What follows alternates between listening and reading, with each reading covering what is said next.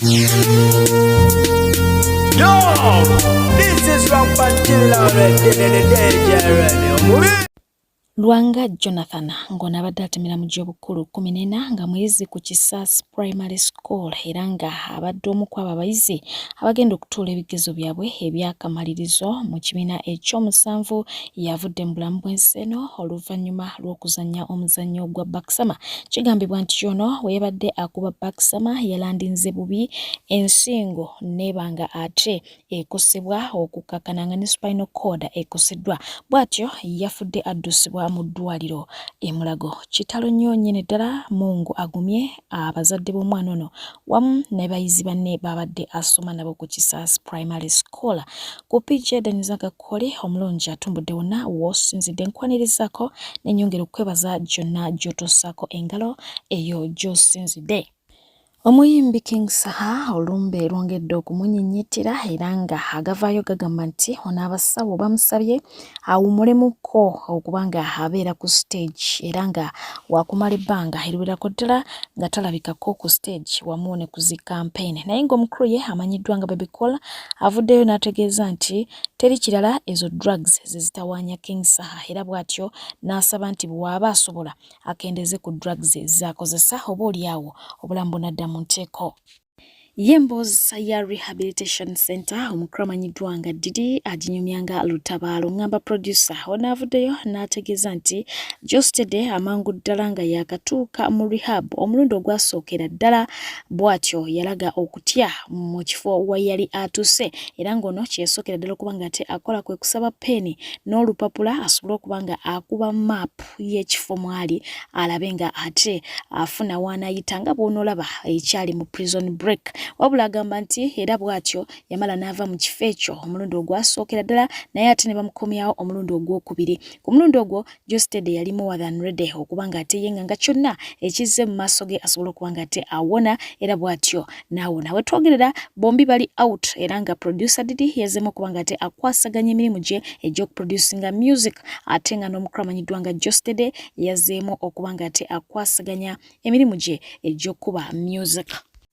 Mu interview emu omuyimbi amanyiddwa nga King Michael alojja omukulu amanyiddwa nga manager Roger olw'ekyo kye yamukola yassa ekyokumulyamu olukwe oluvannyuma lw'okukola ssente ku mukulu amanyiddwa nga Brian White ate bw'atyo n'ayita emabega n'abanga ate abaguliza ku mugagga n'amutegeeza nga King Mike bw'atali mwangu nga bwe yamubba bla bla byonna twatugende naye nga ono yavuddeyo ku nsonga ya Alien Skin n'omukulu amanyiddwa nga Dr. Jose Chameleone n'ategeeza nti Alien Skin yakizuula nti omukulu amanyiddwa nga Dr. Jose Chameleone tajja kumusobola ensonga lwaki yabivaako mangu ebyokuba nga ate awanyisiganya naye ebigambo eŋŋumi twala tugende. Agamba nti Dr. Jose Chameleone y'omu ku bantu abanene mu ggwanga ti Uganda ng'era wonna w'omwataakingira yabeera bize ku mirimu gye naye ng'ate wajja kubaawo abo abagenda okuba nga ate bakwanukula abajja okulumba wooli bakuyiseemu eggaali. So Alien Skin oluvannyuma lw'okufunako sampeyo bw'atyo n'asalawo okuba nga ate akita.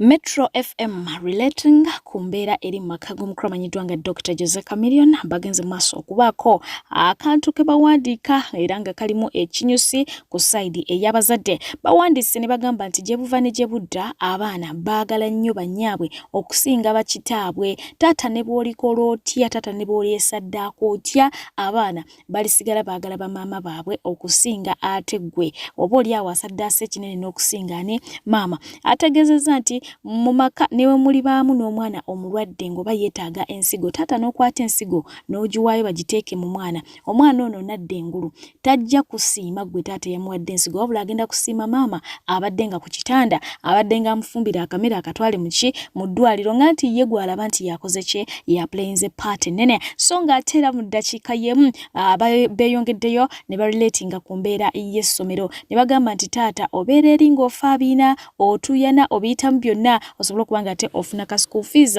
omwana wo abere mu ssomero ery'ebbeeyi wabula bw'omala osasula school fees n'obudde oluusi obumukyalira tobufuna naye maama atwala obudde ng'asinzidde waka n'afumba akamere n'agenda ku vidi n'akyalira omwana ono olw'okuba ye maama gw'alabye ajja kulowooza nti maama yakola ennyo yafaayo ne yeerabira ate taata asasudde school fees omuyitirivu so bw'atyo n'amaliriza ng'agamba nti basajja bannange temwekutula nnyo temwekooya nnyo tukkirize tugaane abaana bano baagala nnyo bannyaabwe okusinga bakitaabwe ate nga bakitaabwe bayiwawo omubiri nabo oluusi 10 ku 10 ne bawunzika nga bagamba nti mukama waabireeta obubi ne mwawukana n'omukyala teweereega omukyala muwe ennyumba maama w'abaana omulekemu n'abaana be making sure nti abaana abo obawadde ekyokulya obawadde bibeetaaga ne maama waabwe n'obanga omwayo akasente balekaawo bw'ofuna akasente genda ogule emmotoka gy'owulira nti gy'oyagala bw'oba onyumirwa omupiira sonda ssente genda eyo ogulabeko live gye bagusambira oba oli wa Arsenal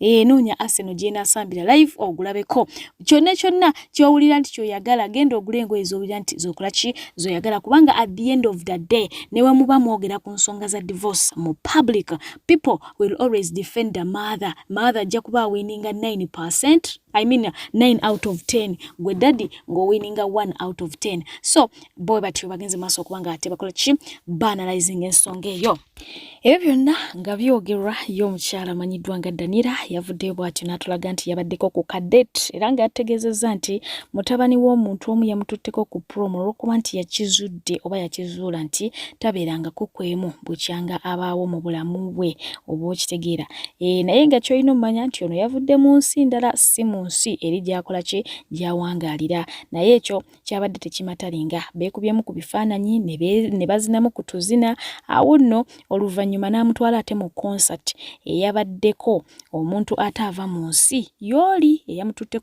ku prom naye agamba nti eby'omuntu oyo omuyimbi ye teyabifuddeko nnyo wabula kyebadde afaako kyekyokuba nti ali ku concert ey'omuntu oyo eyamufuddeko so bw'atyo n'asigala nga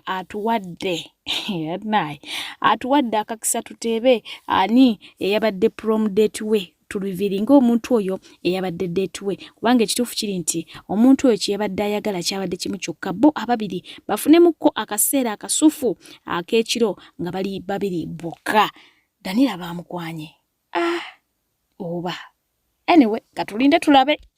Meanwhile, y'omukulu amanyiddwa nga Bochaman yes mabega kawa yavaayo ne yeemulugunyiza bakama be okuva mu kibiina kya NRM ng'agamba nti bano yabawa amagezi ge mangi nnyo n'abawa strategies mpitirivu nnyo jjukira aliko ku lukalala lw'aba presidential advisor nti era ensonga eno ey'aba ghetto youth ye yagikwatira ddala bulungi n'abanga ate agiriisa government eri mbuyinza netegeera omuntu ali mu ghetto ayina kukwatibwa atya ayina kuyisibwa atya yali ideal ye byali biteesobye naye kyannaku nnyo nti mukadde kano teyafunamu oba tafunyeemu wabula ate abataleeta idea be bagenda maaso kubanga ate baganyulwa mu ekyo kye yaleeta naye nga waliyo owa NRM atakukkulume kweri nga bakukuluma twalabye lipa za kukuluma abaani bakukuluma naye nga anyways ye omukulu amanyiddwa nga Nobat alabuddwa bamuwonenze omukyala amanyiddwa nga Tinatine Mariam omukyala oyo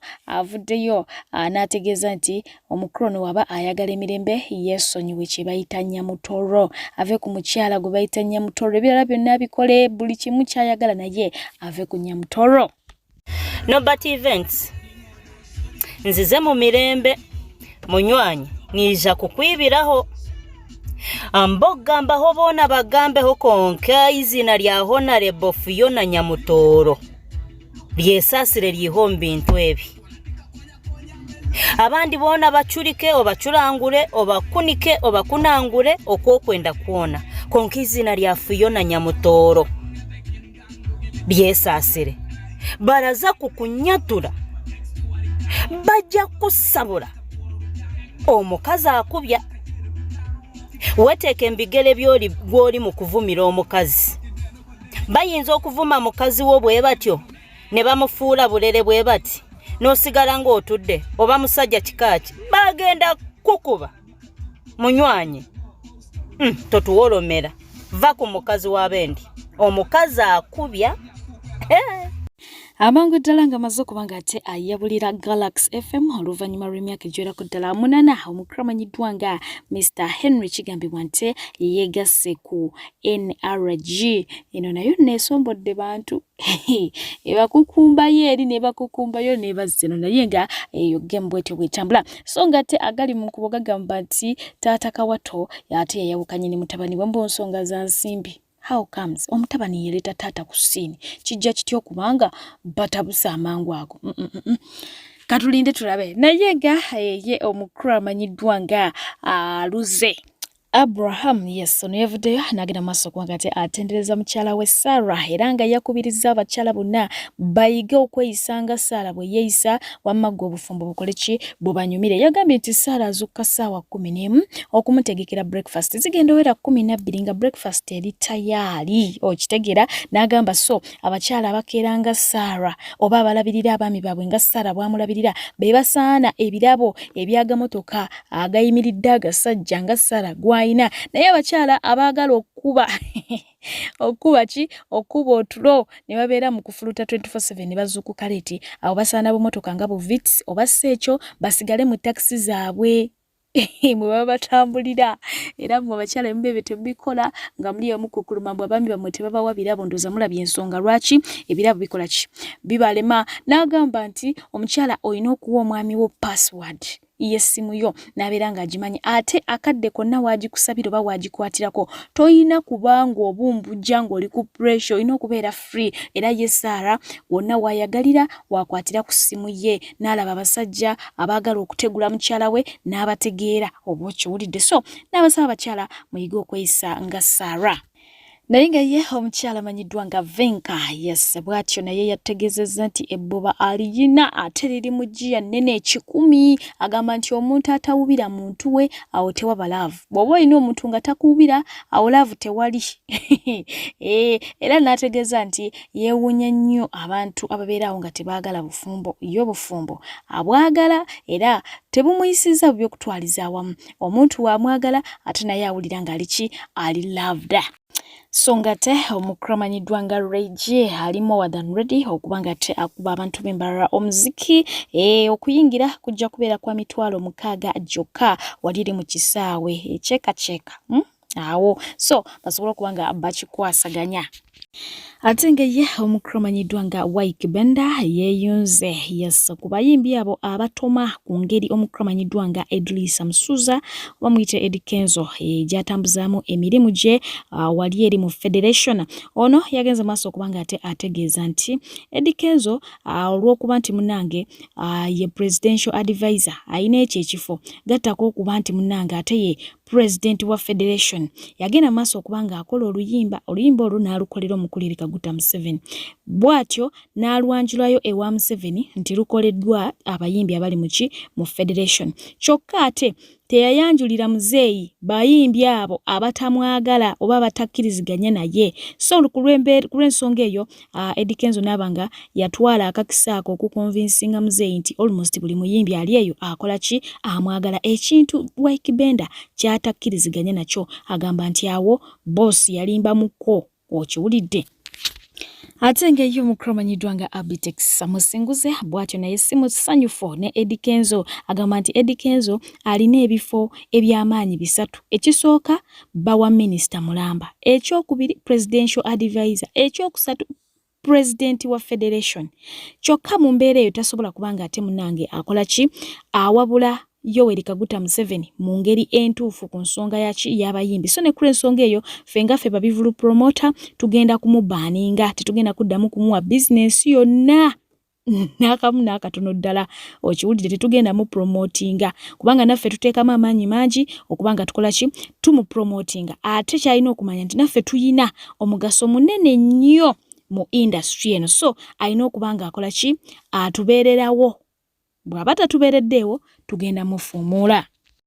Weewaawo yo mukromanyiddwa nga Matovu Divosh si mumativu n'eri abatunzi b'emmere mu ggwanga lyattu Uganda agamba nti emmere mugisusa zifiuta n'esavuwa z'omuntu kyokka ate ku ground nga biralamuko mukomye oba mukendeze fiuta ze mukozesa nga mutunda emmere yammwe ku mikutu migettabatu ate nga ye omukromanyiddwa nga Dr. Solomon Chimera avuddeyo n'agamba nti a man who dates his daughter's ailments is capable of sleeping with his own daughter as well. Oyo nno nga gwayogerako simulala ye mukromanyiddwa nga Frank Gashumba bw'aba asobola okukwana era n'awasa omuwala ali mu myaka gya muwala we kijjeeko akakola ki akabuuza kitegeeza nti asobola okufwenka muwala we bolambalamba.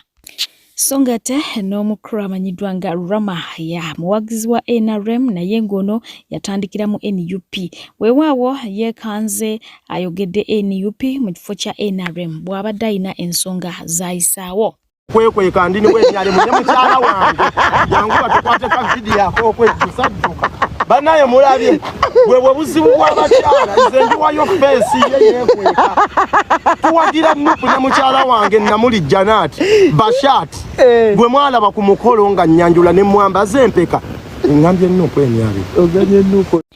Twabadde ne Carnival mu kibuga Kampala yes naye nga abantu babadde batono ddala abasobodde okuba nga ate bategera ku Carnival eno era nga abateesiteesi ndowooza be bagyetabyemu bebasinze ogyetabamu abantu tebagibaddemu nnyo nga bwe kyalinga mu mirundi giri omukyala amanyiddwa nga Jennifer Musesinga ategese era nga abantu abavuddeyo ne bagamba nti kyemulina okumanya ennaku zino abantu baki bakoowu emirundi gyonna Kampala City Festival bwete bwe yatunudde naye nga jjukira nti ye Jennifer Musisi already yavuddeyo n'abeera nga ate accreditinga oba yeebaza aba-KCCA okuba nga ate munange batusizza ekyo kyeyakola ki kyeyatandika ekimulaga nti ajjukirwa kasaba kola kyewatandika ojjukirwa bujjukizi.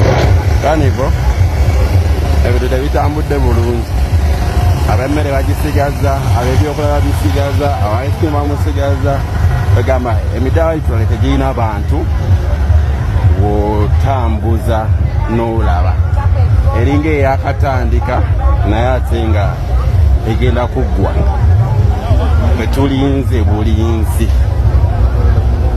kaseera bagamba nti ekipi ky'enkoko kya 1,000 bagamba emidaala ogiraba tegiriko bantu era ebintu ebisinga abantu bakyabirina mu bungi bwabyo egituuse ku Carnival abantu bazze batini ebintu abantu abasinga babisigaza sijagamba nti bibadde byeko naye babisigaza sawa zigenda weeremu era nga olaba emidaala egisinga gikyalina ebintu byagyo awantu wakalu walinga watannabaako wadde ekintu eno ku section y'ebyokulya agamba okutwaliza awamu leka tubeerewo tulinze enkoko bagituwe ku 1,000 kuba kyekituufu bajja gituwa.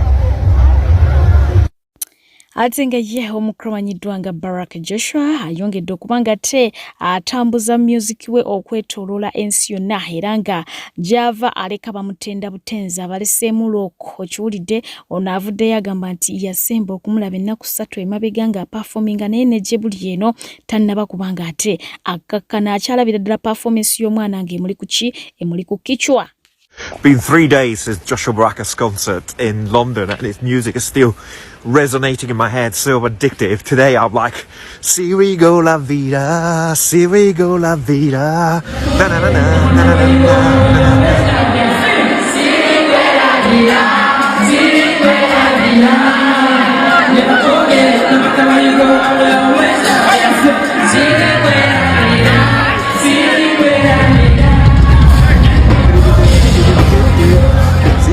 La vida. I don't know if I'm singing properly. My Luganda is a bit rusty, but who cares? Never care. And just the tune that is addictive. So yeah, I keep walking happy and singing. Di di di di di di, Siri go la vida. Ciao. Zo ensonga z'omukumanyiddwa nga Sunabana tezinnagwa. Twabirabanga ebiwedde oluvannyuma lw'okuba ng'ate batuula ne bakkaanya ne Nambwayo bamugulire awalala bamuzimbire ave ku kalina ya Sunabena. Naye munnange gye bigenda mu maaso biraga nti omukulu Sunabena baamuguza ettaka ery'empewo oba ettaka eririko enkaayana era nga gye kiyinza okuggwera yandimaliriza nga tafunyeemu yadde.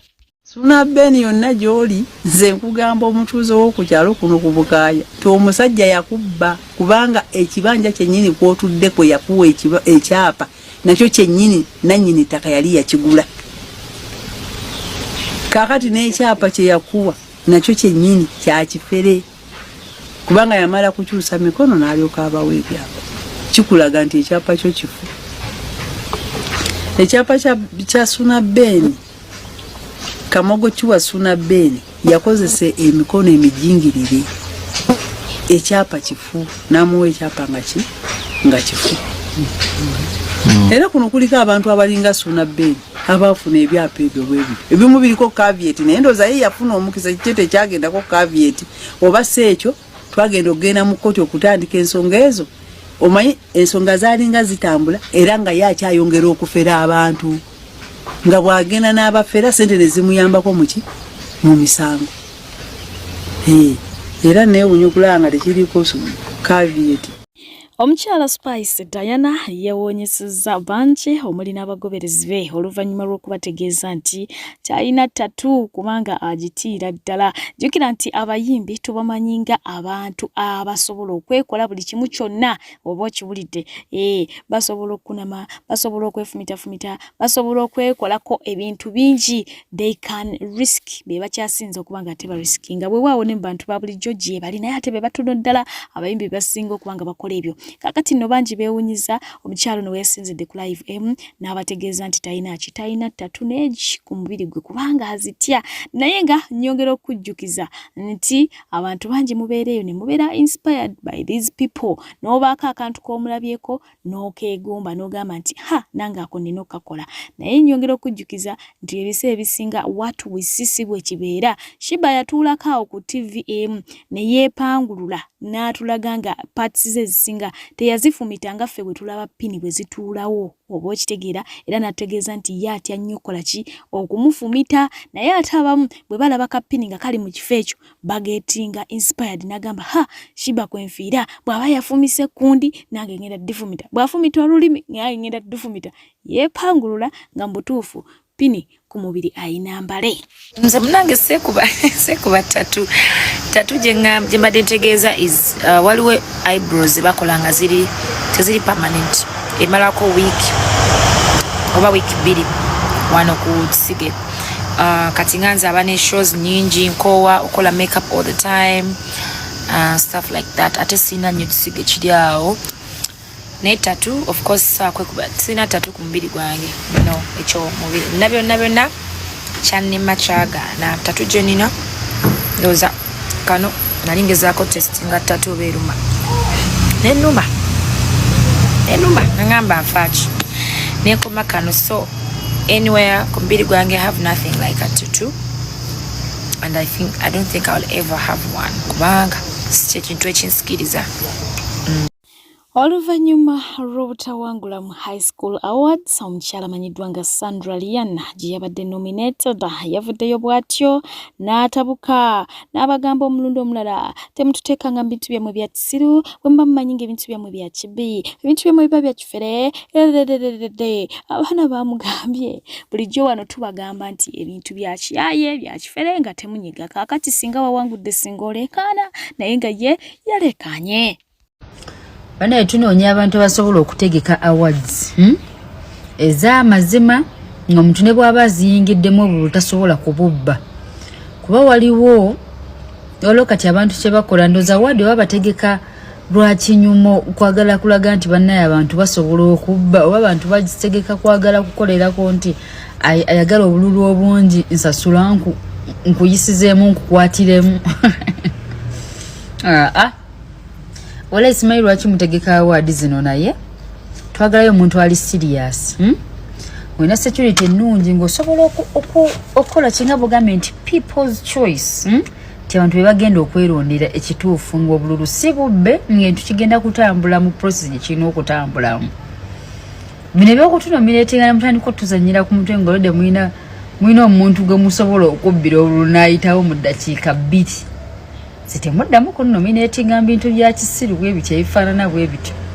Osobola okubeera nga leero omuntu omusinga obululu bwe buzibira oba bwe bukeerera nga kubisizaamu emirundi ng'ejja oba ejja nga toyana bw'otandikira mugoba.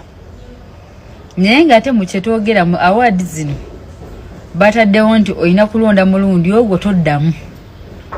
Email bweba email gikozesa omulundi ogwo toddamu. Kati neneebuuza awaadi za Uganda tubeere serious bwe tuba twasala okuteeka award mubeere serious mutegeke ebintu ebirimu amagezi. Temuddamu kunominatinga mugasi ono. Enough is enough. Don't. Temuddamu kunteeka mu bya kisiru bino because you guys are not serious at all. What is happening? People are complaining by the way nominating ebintu byamwe bya cheap. Temuddamu kunteeka mu kasasiro wamu. Zo ensonga zakwatidde ekibiina kya NUP Bendera mu district y'Emityana ku kifo ekya Woman MP omukyala Nabbosa Prose tebinnagwa bamulimu nga ntunuka naye nga ate n'aba NUP ba foot soldiers ku mikutu migette abantu balimu wadden ready okuba nga bamudefendinga ku nsonga eno. Obuzibu butandise okuva be bantu abamu obutamanya NUP kiki kyenoonya mu babaka bewa kaadi. Ekitegeera NUP tenoonya babaka bamanyi nnyo mateeka ga parliament. Tenoonya nnyo babaka bamanyi luzungu lwa nsonga. Awo mu kino ekisaala kyennyini kye tuli mu kuvaamu ebadde nabo. Naye be basinza okuvoola ekibiina omuli bampuuga babwanika baseggona ba Joyce baagala. Ekitegeera n'ebbanga nnyini lye babaddewo mu by'obufuzi nga Kyagulanyi tanaba kujja tewali njawulo gye bakoze eki gye baleeseewo mu kumanya amateeka ga parliament n'okumanya nnyo eruzungu. Lwaki mu ggwanga nga tennaba kutereera tukimanyi bulungi omubaka wa parliament newo manyi amateeka ga parliament oba omanyi nnyo oluzungu tewali njawulo gy'ogenda kuleetawo. So NUP nga eri mu kkosi ey'okugezaako okukyusa n'okutereza eggwanga yeetaaga abantu bagenda kusobola kugikkiririzaamu kubeera beesimbu eri ekibiina kugondera kibiina ki kiba kikoze eki kireese nga kikyanoonya ki okulaba nga kikyusa obuyinza. Okitegeera so okunoonya nnyo abamanyi amateeka ga parliament simanyi baani ebbanga lyonna babaddewo bakoze eki era parliament esigadde nga tebalinayo makulu amateeka gayisibwa nga yegaagala. Museveni agikozesa byonna byabakoze eki byabayagadde era still mwe mukyayagala okulaga ensi nti era be bantu yambe tulina okuba nga tukola kitunoonya abamanyi amateeka amanyi oluzungu. Okitegeera bw'oba oli wakunoonya mubaka omuki omutuufu ebbanga lyonna lyebabaddewo ebbanga lyonna mu by'obufuzi nga boogera oluzungu olungi nnyo bamanyi amateeka baani bassemuju njawulo ki gye baataddewo. Wakati mu kuwenja akalulu Mukuroba Kyagulanyi Ssentamu yasimatuka ku stage emabega kaawo bw'atyo n'agwa oluvannyuma lw'okulinnya Miss naye nga bo abatali bawagizi ba nkyukakyuka baasanyukira ekigo kino so nga ate bo ab'enkyukakyuka baanakuwala era nga bwe twogerera bavuddeyo ne bagamba nti ekigo kino kyali kya buwanguzi oba kyoleka obuwanguzi so nga ate abatali ba nkyukakyuka bagamba nti kaagudde kiraga nti ne mu kalulu agenda kugwa. Omukulu amanyiddwa nga Penge era still y'omu kwabo abavuddeyo okwogera ku nsonga y'okugwa kwa Bobi Wine. Uganda temabega myaka 50 obo bonna tugenda kujjawo tubukolemu esefulya n'essigiri tubazimbire ennyumba ezibasaana.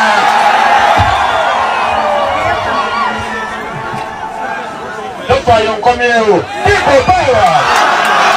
power kakati kalokengudde byenogedde kati kantandike buto. Bannayuganda twekubireko mu ngalo pulezidenti waffe yatwaze ka sayini ak'obuwanguzi. Pulezidenti yadde ku stage ejjo olunaku lw'ejjo n'agwa. Kati tuna ku video zenkuteredde awo kuliko eya Obama ng'ali ku stage n'agwa, kuliko eya Kabako ng'ali ku stage n'agwa, kuliko eya Biden ng'ali ku stage n'agwa, kuliko eya Burna Boy the giant n'agwa, Davido n'agwa, waliwo Paston w'e Nigeria ow'amaanyi naye yali ku stage n'agwa. Sibaye kyakwa Wizkid huyo mulaba naye yali ku stage n'agwa. Kati tolina kyongamba successful sign of victory. So kati mugamba mbochichi bijja kweraga mpola protest vote 26/7 mugenda namwe bakadede abalina emitwe minafu abaavu mitwe mwenna mugenda ate mwe tulina komera ali amwe mu abajonkera wine yaseredde nava ku stage n'agwa tozabadde buddakoba kati nkwetedde abamu ku bakulembeza ab'amaanyi ne bannabyabufuzi ab'amaanyi abalabise nga bagwa mu public mu lujjudde then nkuwe kwe kiva nakishe kitegeeza ojjukira President Robert Mugabe mu 2015 yali ku Harare International Airport na yali akirira amadala nga ava kwogerako eri abantu n'asirituka ennume y'ekigo n'agwa wansi. Ojjukira President wa Nigeria kati aliko Bola Ahmed Tinubu naye ndowooza bali ku 20th Democracy Day yaabwe yali alinnya akamotoka buno bupaledi kabuno omotoka buno obubeetolooza okulaba ennyiriri z'amagye nga bwe banaabeera ekkololo naye yalinnya miss n'agwa wansi. Barack Obama mu 2015 yali ava mu Air Force One yali president by then wa America n'asirituka n'alirengita ku madaala n'agwa ekigwo. Joe Biden naye era yavaako mu Air Force One yalina ku academy base yaabwe yamuteekawo bwetyo yali afuluma naye n'asirituka n'aserera n'agwa.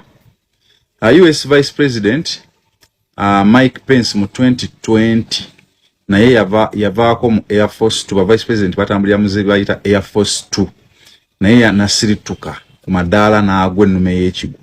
Eyaliko President wa Cuba Fidel Castro naye mu 2004 era naye yagwa mu lujjudde lw'abantu yava ku stage nga Bobi Wine wennyini bwe yagudde ekifo baali bakiyita Santa Clara n'agwa. Ono yayisibwa bubi yamenyeka evivi n'omukono Fidel Castro. Hillary Clinton former US senator naye mu 2016 naye yavaako ku nnyonyi ku madaala g'ennyonyi n'agwa wansi. Now kino ebiseera bisinga bagamba kiva ku fatigue obukoowu naddala mu biseera bya campaign bakoowa batambula nnyo. Campaign zino zatandika ndowooza 29 okuva olwo tebawummulangamu. Mabega kawo n'abako President Museveni nga withdrawings n'asooka n'avaayokko ndowooza oba yali alina by'amalizo oba yali awummulamu ng'omuntu. Nekyagulanyi kuva 29th abadde buli kaseera atambula wa regions ez'enjawulo kati bamanyi okukoowa. Bamanyi okubeera dehydrated. Tebanywa nnyo ndowooza kimala boogera nnyo batuyana nnyo enfuufu biki bafunamuko ne ku ndwadde of course eziva mu movement si wano wali ba interactinga n'abantu bangi omubiri bamanyi okufunamu ku fever oba oli awo oba low blood sugar omunnyogo glucose yawa omubiri amaanyi n'akendeeramu. Waliwo abagwa nga basinzira ku age kati nga Mugabe we yagwira yagwa 2000 Mugabe yagwa 2015 ku airport Hirale nga kirira amadaala yalina emyaka 9 mulimu abagoro emyaka. Joe Biden bagamba myaka waliwo abagoro emyaka but of course Kyagulanyi emyaka mito sikiwanti yagudde lwa myaka. Then waliwo abagwa because of slippery surfaces nga wali nnyo waseerera not necessarily nti oba mukoowu oba kyo baki wabula nga surface waseerera maybe enkuba yatonnye oba waliwo amazzi oba nga wo okusinzira ku surface yaawo otunulirawo waliwo stages ezimu ezibeerako engeri y'olwa aluminium olwo kati olinyisaako engatto ya rubber zino oyinza okwesanga mulimu abagwa olwa poor visibility nga talabye kati wetegereza Kyagulanyi engeri gye yalinnye alinga ataalabye bulungi teyetegereza bulungi yalowooza nti oba stage ekyakola ki. So waliwo abagwa olw'okuba nti talabye bulungi wagenda kulinnya. Waliwo abagwa olwa pushings oba oli awo kugira ogenda okulanga ayisirutuse ennyuma y'ekigo. Waliwo abagwa olwa carelessness oli n'agwa careless nga tafuddeeyo ogenda okutuna engwa gy'aguddemu nga mazima tafuddeeyo. Omuntu kati ng'abayimbi n'omulaba nga ayimba dde emabega naye nga tatunuddeeyo naye ng'ayimba dde amabega mbu akuba stroke soka otunuleyo kati yeba carelessness. Now kino kyekitegeeza naddala mu campaign buli omu asobola okukiraba mu aspect eyiye. Ndabyeko abamu abamooki nga Kyagulanyi of course abamu bagamba nti eyo sayini eraga nti already yagudde dda. Abamu bagamba nti engeri gy'ayimuseewo nazaamu amaanyi omukulembeze yenna kyaba yeetaaga eba message kibula yayimba akayimba situka tutambule kitegeeza omuntu asituka aba agudde naye nga yeetaaga okuddamu amaanyi okuyimuka. President Museveni mu 2020 twali tugenda mu kalulu abikola nnyo nga tugenda mu kalulu okulaga abantu nti ali fit mbakulembeze bakikola nnyo okuzzamu abantu b'amaanyi. Yavaayo n'akuba pressure up bazaalingana sijjukira bulungi mwendo gwa pressure up ze yakuba naye ne zitrendinga nnyo twali mu covid mu lockdown ebiseera ebyo naye abakulembeze bakola ebintu ebyo okusindika message naddala abakuzeekuzeemu eri abantu baabwe nti bakyali mbooko. Then ndowooza guno omwaka gwennyini ng'akaluka mwaka gujja 2025 tumulabyeko ekkololo ng'adduka emirundi ebiri. Of course ku myaka ndowooza 80 gy'alina agezaako kusindika message eri abamuwagira nti nkyayina amaanyi nkyakola ki nkyasobola olaba nsobola okudduka abajaasi engeri gy'atambulamu omulaba atambula n'alaba nga n'abajaasi ate abamugoberera. Ojjukira we yakola treke n'atambula mu simanyi ayita gye baalwanira biki aba agezaako kusindika message eri abamuwagira n'abannayuganda nti akyayina amaanyi agasobola okubakulembera emyaka egijja. Mujjukira Bobi Wine engeri gye yatambulamu eyo gye bayita walk to freedom eyo ng'agenda okugira ebeera nga message y'osindikira abantu nti tuli fit we are fit to go akalutu kayingidde amaanyi tugayina mutwesige.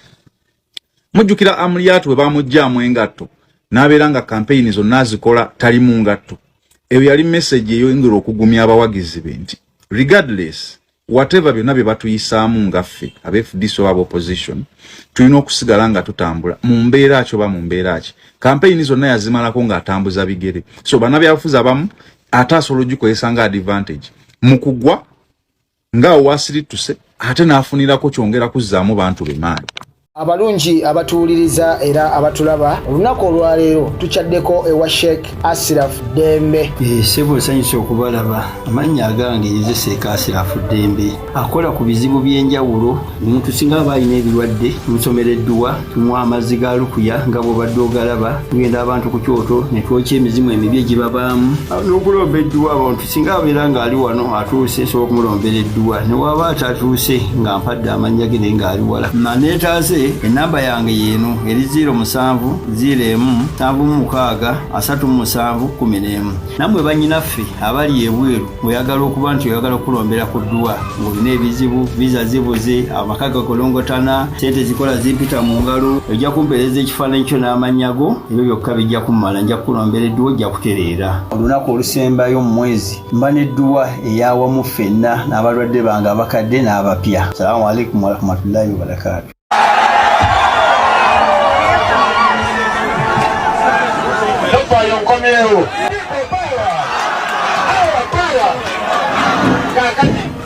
Kakati okujjako ng'oli musiru toyinza sekerera kikolwa kino okujjako ng'oli musiru era olaba ng'omuntu aseka nga alaba evidiyo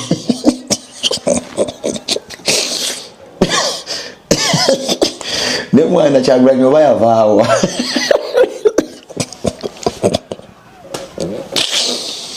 Kyagulanyi simanyi yava bannange simanyi Bobi Wine gye yava naye kyatuyamba nnyo nti Bobi Wine yasokera ku street era twetaaga omukulembeze bw'atyo mu buli mbeera yonna.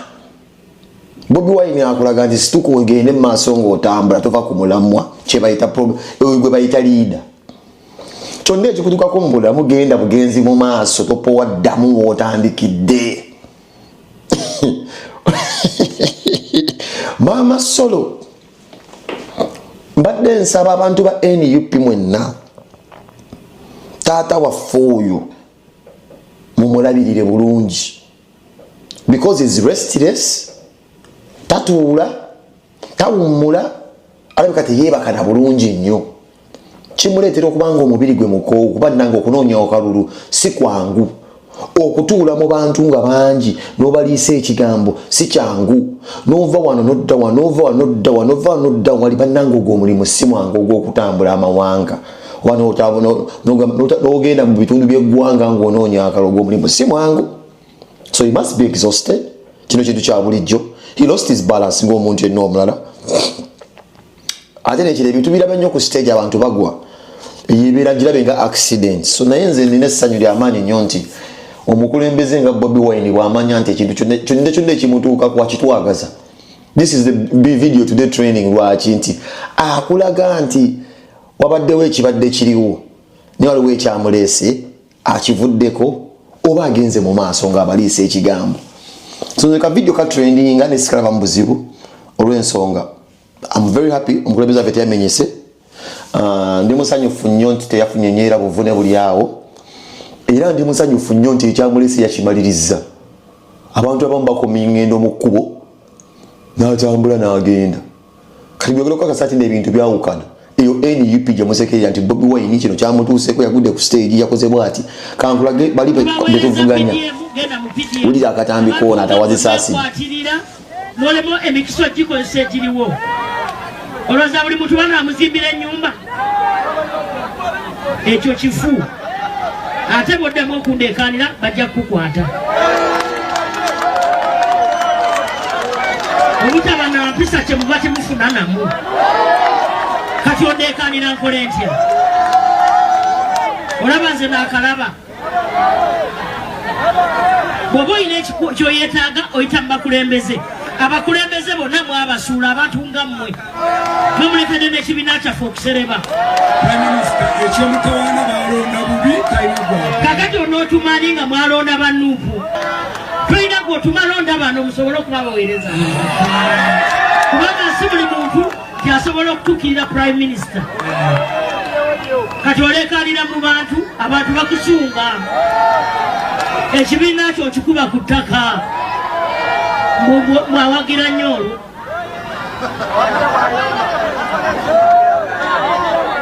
Mubala baabo be basuula ekibiina kyaffe. Naye mumugyeko ebipapula bye ndabe kyayogera kyagamba.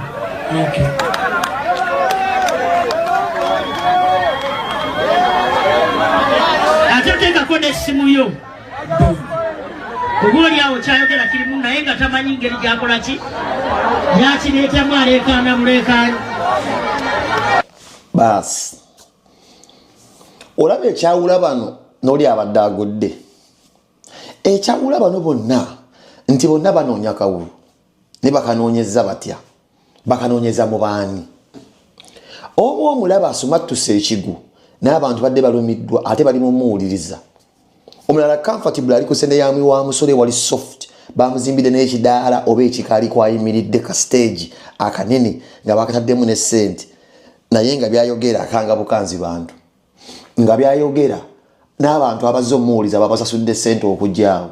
They had to ferry people okujjaawo mu lukuŋŋaana. Olabye ekyawula abakulembeze.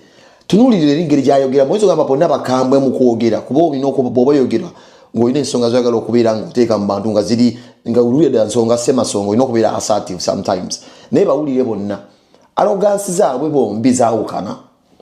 Ono byagezaako teeka mu bantu baagala okubifuna. Oli abibateekesaamu kifuba.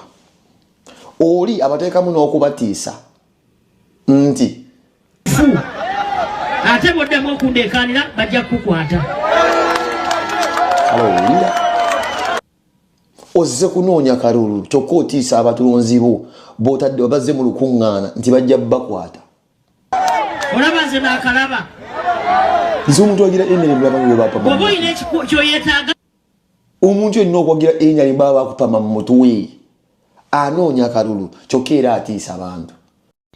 Weewaawo tulinawo beautiful Miria Yesa amazaalibwa ge gatuuse munneeyungeko omwana ono tumwagalize amazaalibwa malungi naye nga kyalina okumanya nti mami we amanyiddwa nga Fazira okuva mu Pure Heart agamba nti akwagala nnyo ebitagambika era nga akwagaliza birthday ennungi bw'atyo n'akusabira ebirungi ebyerere bibeere nga bijja gy'oli. Happy birthday beautiful, happy birthday kamama.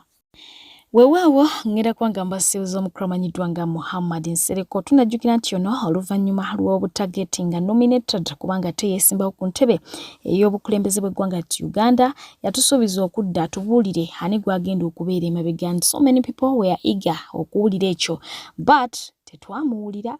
Mpozi nga mwe mwamuwulira mujja kumbuulira naye saamulabako bwe yadda kutubuulira gwakola ki gwagenda kuwagira kuba president omunaana abesimbyewo.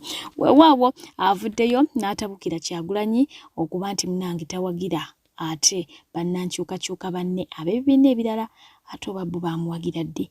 Anyways, nzize mbawulira enfunda eziwera bamusabula siwulira nkwe bamuwagira kiri awo naye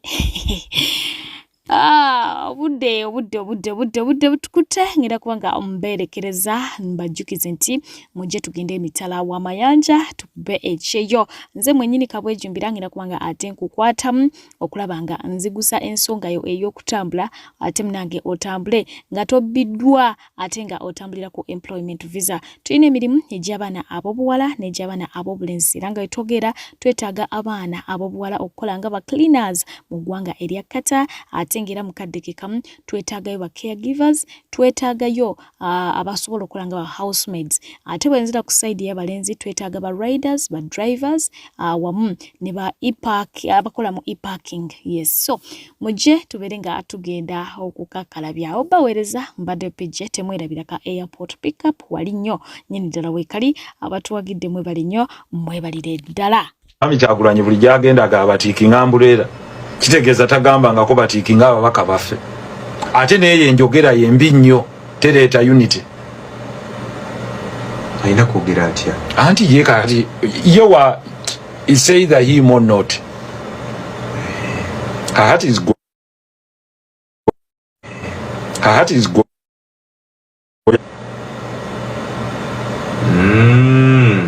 Logic.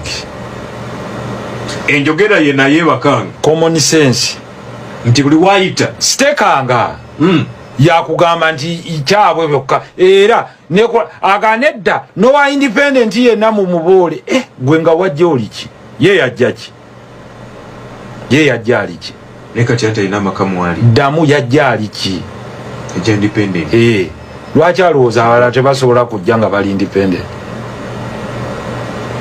Kitegeeza Babesigye banenya babwere kubanga waliwo kanti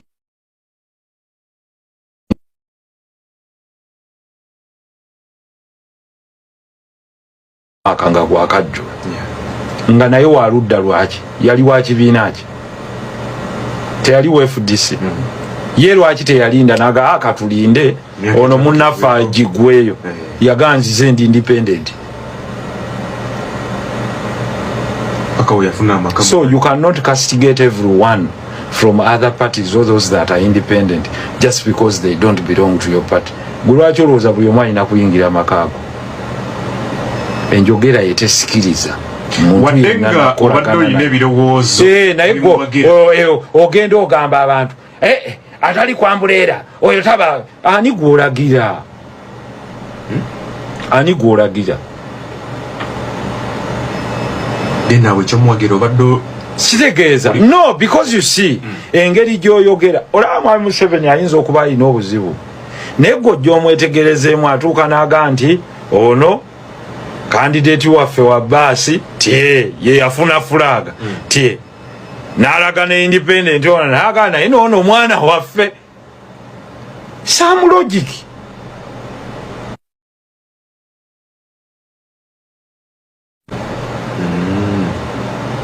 So osobola okusituka n'oga nti ono tye gwe mulaba nti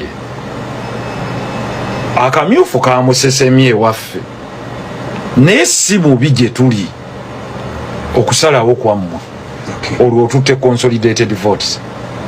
Mwami Besigye oyo mujjukira yajja emakindi ojjukire wa Sewanyana Sewanyana yali waki wa DP ne baamulya nnyama Besigye najja n'asituka n'aga nti atulinawo bakandidate wano te ne kannyimirize n'abantu abali ku ludda oluvuganya abalala n'aga ono FDC naye n'alanise Sewanyana musajja wa bwino naye wa ludda olukola ki leero bamukubye ettale anti ngezaako okulaga nti laba level of maturity ya Besigye n'aga nti ono wali wa FDC naye ne meeyo ono wa DP musajja ali ku ludda lukola ki olwabwino oluvuganya. That is a leader who wants consensus. Ono yakola atya? Ono yagamba abasigadde kalasi mukube bakube mubatugumbule. Kakati ate bwadde eno ng'agamba abaana ba Buganda mubadde ki lwaki mwenna temunneegattako ate nga gwogamba bo baffe gwobeewo emitwe ampuliriza akadde katambudde njagala okuba nti tuwumbawumba ensonga tutale honorable kampeni nga bwe zitambula mpango ebyokwerinda ku mulundi guno byawukanyeemu okusinziira ku bibadde bibeerawo tunakulaba nnyo okusikamugwa wakati w'abanoonya kalulu ate message eriwa what message have you had nze natuulanga wano ne ganti ku byeducation tuyimiridde wano ne wano ku gundi tuyimiridde gw'owulira campaign message ki esobola okumuvinga omuntu naga nti ffe ku nsonga y'omusolo weyahia ku nsonga ya kino weyahia ku nsonga ya kino weyahia tewali message zero. There is no driving message esobola kujja muntu mu kitanda kuga nti okufana obukanye yagawa ngenda kalulu gwe njagala obuuza omuntu akuba omubuuza ekibuuzo kimu wuliriza nti gwe bw'oba olaba akalulu ke tugendamu kagenda kuleetawo enkyukakyuka okusinziira kalulu kano n'akaliwo mu 2021